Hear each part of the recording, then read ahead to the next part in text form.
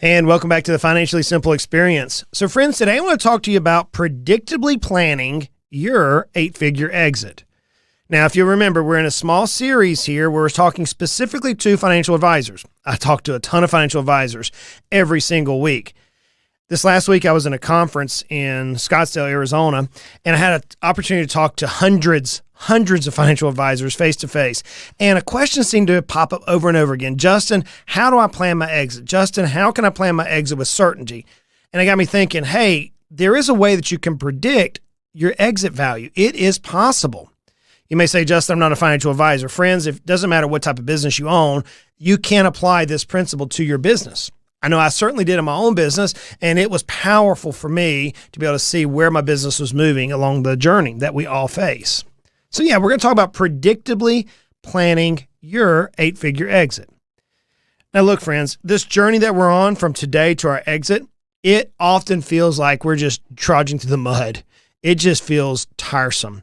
I was sitting in a chair last week at the conference, and an advisor sat down beside me. I just got finished speaking. I was just a little bit drained. So I was sitting there with a cup of coffee, not talking to anybody. Just, as an introvert, it allows me to just refresh. Some advisor came out and sat beside me. He said, Justin, I'm tired. I feel like I'm just trudging through the mud, his terms. I feel like I'm just walking through a mud pit, and it's exhausting. Now, I don't know if you've ever done that. I've done a few mud races where you end up having to trudge through mud, and it is tiring, especially if you can keep your shoes on, because the mud will end up taking your shoes off. But maybe you feel that way right now. Maybe you feel like, man, the business is just exhausting me. I can't get alignment amongst my team. I can't get any forward momentum in my business to where I know we can be. I can see it. I can see it out there. I know where I'm headed. I know at least where I want to head, but man, I can't get any traction. Maybe you have a glass ceiling over the top of you. A glass ceiling is often what it's termed in the business world. You see this blue ocean. You see this tons of opportunity out in front of you. You have colleagues and peers around you which are just excelling, but you just feel like you're weighted down. Let me introduce you to strategic planning. Strategic planning for an RIA looks very similar to any other business. What strategic planning is it's making long-term plans for where you want your business to be, what you want it to accomplish, what logical, tactical moves you're going to take to achieve your long-term goals. Strategic planning. If I'm here, where do I want to be? So strategic planning is simple in terms of concept, but it's hard to implement. It's hard to execute. According to a 2022 Charles Schwab study, it found that 82% of the top performing firms had written strategic plans. Now, whenever I read that, I was like, well, that's cool. What is a top performing firm? So if you looked in the footnote, it said, and I quote, top performers are those ranking in the top 20% of the study by evaluating all study participants through a holistic 15-metric assessment covering key business areas. So that was its definition. So we're looking at the top 20 percentile of the areas that they measured. And in that, 82% of the top performing firms had written strategic plans. Now, I can't help but ask the rhetorical question in my own head when I read that. I wonder what would happen to the other 80 percentiles had they had a written strategic plan. I wonder if they would be perhaps in the top performers. You see, friends, a strategic plan is paramount. It's paramount for us. Now, I realize that planning for many of us seems like a waste of time. It does. There are members of my current organization that just view planning as a complete waste of time. Look, we can shoot from the hip. But the reality is, if we have a sense to pause and think before we drive forward, it allows us more efficiency. Just imagine you were going to take a vacation, but you had no destination in mind. You hopped in your car and you headed across country, whichever direction you would travel. Maybe for me, it'd probably be west. Or maybe south. Don't really care to go north. No matter which direction you're traveling, you really didn't have a destination. All of a sudden, let's say I was going to start heading down to Florida, but all of a sudden I said, I think I'd rather be in Texas. And I'm all the way down to the Florida line. That's an inefficient trip for me. It would put countless hours, perhaps 10 plus hours on my trip if I were going to change an about face and go a different direction. The reality is many businesses do not get the efficiency they need to drive their value where they need it to be because they aren't looking into the future. They aren't designing plans. So now I've covered this in all my books, but I wanted to answer this question specifically because it came up again and again this last conference that I was speaking at about, hey, how can I plan as a financial advisor for my business? Now, as a quick review, if you'll remember that I view there are 8 key components to a business. There are planning, we're talking about that today, leadership, sales, marketing, people operations, finance, and legal. 8 key areas of every business. So as we look in planning could have many different types of concepts or planning concepts that we could utilize. Today we're speaking specifically of strategic planning. So what is strategic planning through my lens? It's simple. Strategic planning works through 8 different phases, 8 different stages. The first stage is, what is the vision for your company? Yes, I'm going to talk about vision mission because it matters. Because it matters. There's an old proverb that says, where there's no vision, people perish. John Maxwell famously said, everything rises and falls on leadership. Why? Because leaders have the ability to cast a vision. They can paint the unknown. I remember in my early days in my landscape company, I was being trained as a draftsman to draw 3-dimensional pictures of a landscape. So I could put a flat grid down, like almost like a blueprint on a piece of vellum. I could sketch that out using tools and plotters and things of that nature and show you a landscape plan. But then I had the ability to freehand draw a three-dimensional look. See, oftentimes the homeowner could look at the landscape plan in 2-dimensional, just look down and see the circles and the various shapes and say, okay, there's a palm tree needs to be there. There's a cherry tree needs to be there. I get it. But whenever you put a picture, what's the old saying? A picture's worth 1,000 words. Whenever you put a picture up, you could paint how the future could look. So let me ask you, what is your vision? You say, Justin, I want to have an 8-figure exit. Yeah, I get that, but it's hard to motivate your team with that simple goal. How do you view your company? How do you view your company being seen by your clients, by your employees, by your peers, by yourself, by your family? I can remember one of my visionary points for our company is that we wanted to reach a charitable foundation that my wife and I could support various ministries, various organizations around our country and around the world. One of which now we do support is an orphanage in the Dominican Republic, which takes young ladies who have been caught in the sex traffic and brings them out of that and hopefully helps them try to recover if there's such a thing, but move on with their life, get out of that evil and onto hopefully some sort of a normalcy in life. And that's a hard ministry. That was a vision that my wife and I had. It's like, we want our business to be able to afford salvation. We wanted to be able to afford hope and peace for people, not only internally, not only with our clients, but abroad, around the world and around our country. That was a vision we had. So the first question I have for you is, what's your vision? Can you articulate it? If you're sitting down with an employee who's going through a hard time, can you talk about the vision of your company? Let me go take it one step further. Can your employees talk about the vision? Can your employees say, hey, here's where we're headed and here's why? My word was and is impact. I want to impact people. My vision was to take a company, a small company in East Tennessee, and impact as many lives as possible, leave them better. So what's your vision? The next thing is, what's your mission? Yes, they're separate. I've covered these ad nauseam in blogs, and we'll leave a link to the blog in the show notes below. But what's your mission? How are you going to do it? Our mission was to impact as many clients as possible through one meeting, one phone call, one conversation at a time. That was our mission. And it was something that we could roll off our tongue. It was something that every one of our team members could say, hey, did we impact that person? Did we leave them better? Did we help them in that meeting?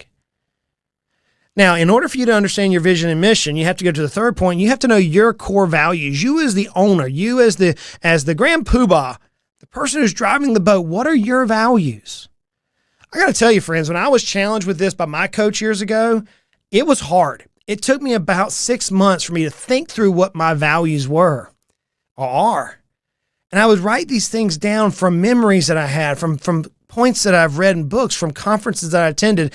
And I came down with many different values that I was able to write down saying, here's our values. So you probably have heard me mention this. This is one that everybody laughs at a lot. I have a value that says, turn the turtle. That's right, a turtle that has a shell on it that walks on the ground real slow. Turn it over. I was in the woods one day with my father, and we saw a little small turtle that was struggling to flip itself back over. Somehow it had come overturned. And I simply watched my dad reach down and turn it over. But I asked my dad a question. I said, "Why did you do that?" And he said, "What do you mean?" I said, "Why did you turn the turtle over? Why did you not let it try to turn itself over?" And he said, "Because I could." Now, it was a philosophical moment for me because I was trying to understand the methodology in his mind of what would cause him to do it. His simple answer was, "Because I could," gave me a fundamental value that I deeply believe to this day. If I can do something, if it's in with my power to do it, I'm going to do it, especially if it adds value and impacts somebody else.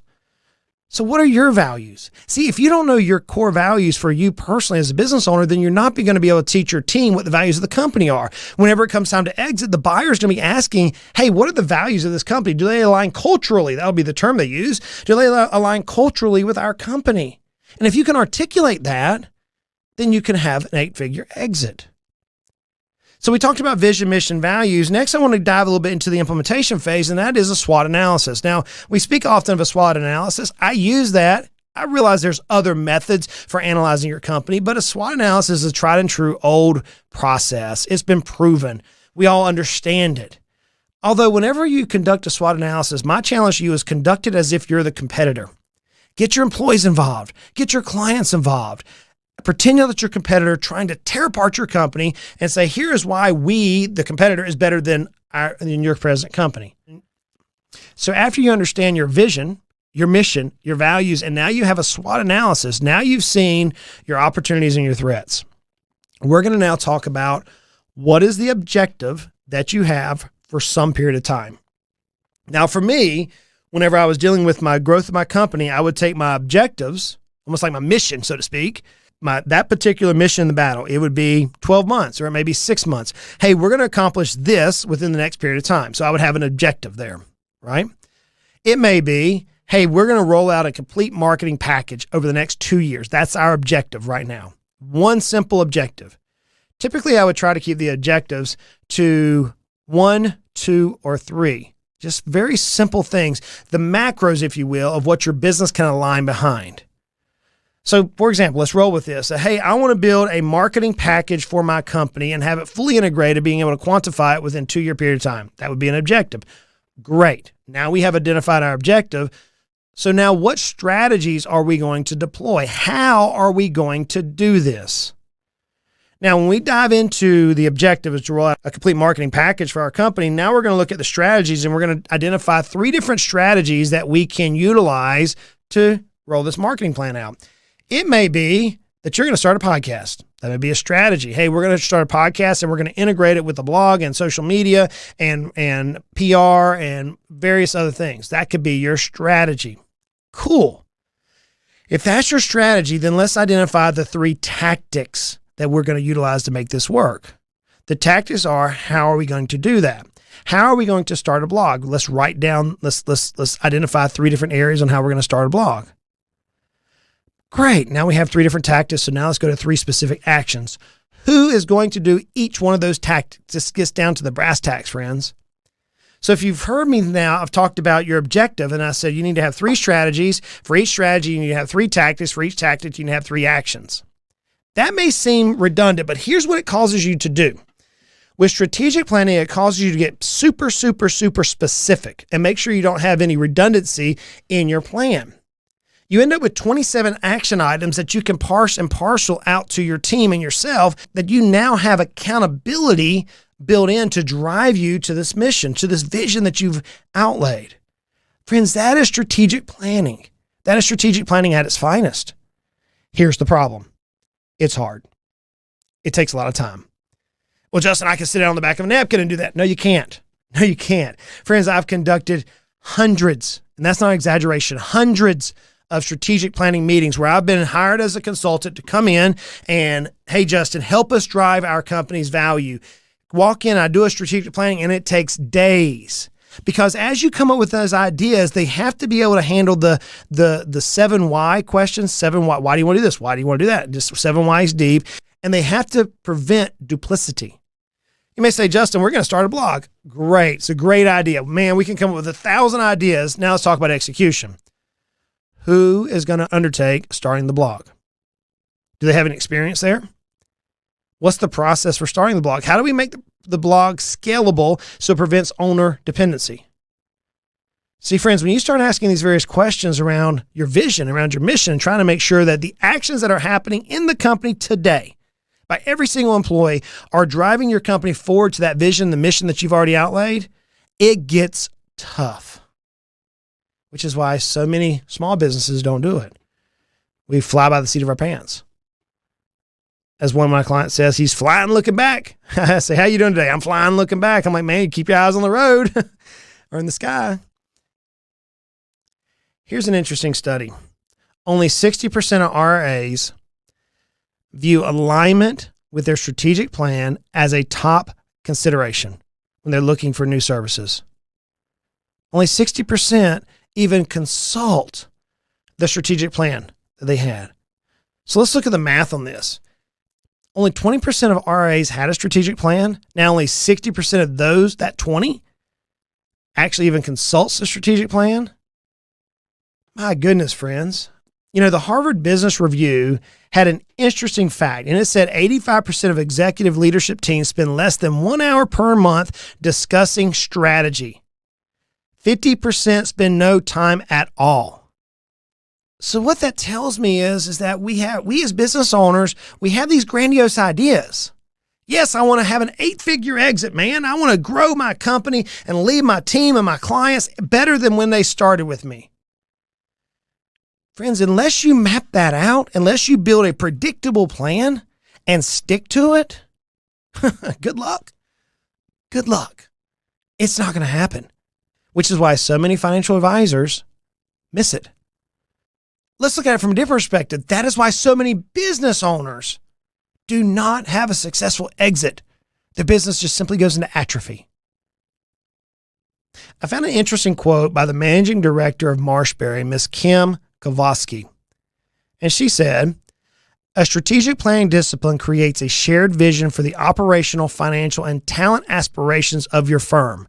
The most successful strategic plans harness the power of a proven framework that challenges conventional processes and forces critical thinking to answer the hard questions. That is absolutely fact. It's truth. If you're not doing strategic planning, then you're not answering the hard questions. You're flying by the seat of your pants, and you will miss your 8-figure exit, friends. Now, you could happenstance get there, but more than likely not. Statistically, you will not reach your 8-figure exit. Okay, so now you say, Justin, man, I need to go do some strategic planning for my company. I need to do strategic planning. You're doggone right you do, but how do you approach it? Are you, the business owner, going to lead it? Let me challenge you. Don't. Because you have biases. You have biases in your business, and it's oftentimes hard to get out of the rut of the business and change the direction. You need an outside influence. So don't approach it by yourself. Instead, hire somebody to come in and challenge you. Hire somebody to walk a journey with you for 18, 24 months. Yes, it's going to cost some money. Yes, you may spend $30,000, $40,000, $50,000, $60,000. But my goodness, the value acceleration, the growth in your company that you should experience, that I personally experienced by outlaying some cash to drive my own value, was unbelievable. You should expect that working with a great value advisor. Don't try to do strategic planning by yourself. Second of all, don't run to your team and say, hey, I got a new idea. They're going to roll their eyes at you, probably not looking straight to your face, but they're going to say, oh, here we go again. And nothing's going to change. Instead, bring somebody in who can facilitate change. Isn't it amazing that most successful organizations, players, professional athletes, professional movie stars, whatever profession you want to look at, most successful professionals have outside coaches to challenge them and push them and become so much better than they are. So friends, if you find yourself like so many of the advisors I spoke with last week saying, Justin, how in the world, man, how can I grow my company?